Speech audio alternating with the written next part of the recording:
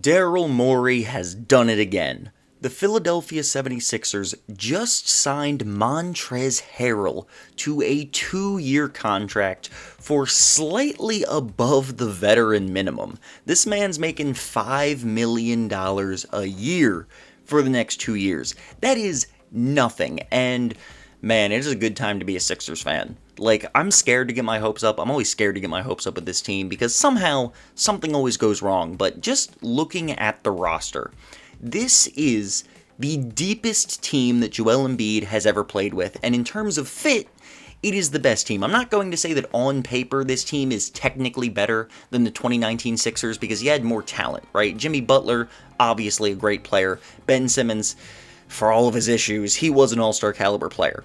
But if we're talking about fit around Joel Embiid, there is so much shooting on this roster now and so much depth. The man has never had a deep bench once in his entire career.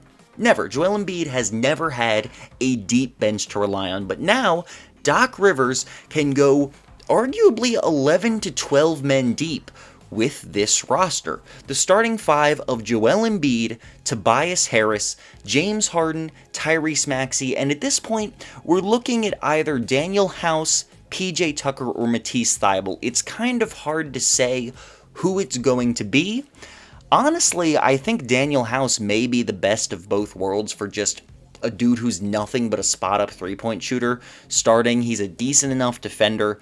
I don't know, PJ Tucker is who a lot of people want, but I'd really like him to finish games, and at his age, I don't think he can do that starting games. I think we get 20 minutes from him, have him play the whole fourth quarter, you know what I'm saying? Matisse Thybulle would obviously be ideal, because the dude's made all-defense second team the last 2 seasons coming off the bench, but he needs his three-point shot to go in. I'm praying, hoping and praying that his three-pointer is finally falling next season. But even if it's not, then our bench unit is absolutely stacked. DeAnthony Melton is by far the best backup guard that this team has ever had. He's a good defender himself. He's a decent enough playmaker. He's a very good shooter and scorer. This dude is a starting caliber player coming off the bench behind 2 all-star caliber guards. It's going to be phenomenal. I'm very excited to see him play in a Sixers jersey. Shake Milton, if he can ever stay healthy, is a pretty solid backup guard himself. He's 6'5", so he's not too much of a defensive liability. He can shoot, he can dribble the ball. He does everything you need for the secondary backup guard spot. Matisse Thybulle, like we said, great defender. PJ Tucker, Danuel House, whichever one of them is playing, they're either giving you great defense, great shooting, or a combination of both.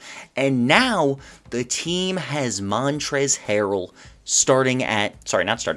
coming off the bench at the center position for basically nothing. This dude won 6th Man of the Year 2 years ago with Doc Rivers, by the way, as the coach. He's played with James Harden before. He's going to bring a ton of energy for this team. He's going to get rebounds. He's going to hustle. He's another one of those culture dudes who everybody seems to want, and we'll see how much of an impact it makes. It sure is something that Miami swears by. Let's see if it works for Philly. Between PJ Tucker and Montrez Harrell, I am so excited for this season to start.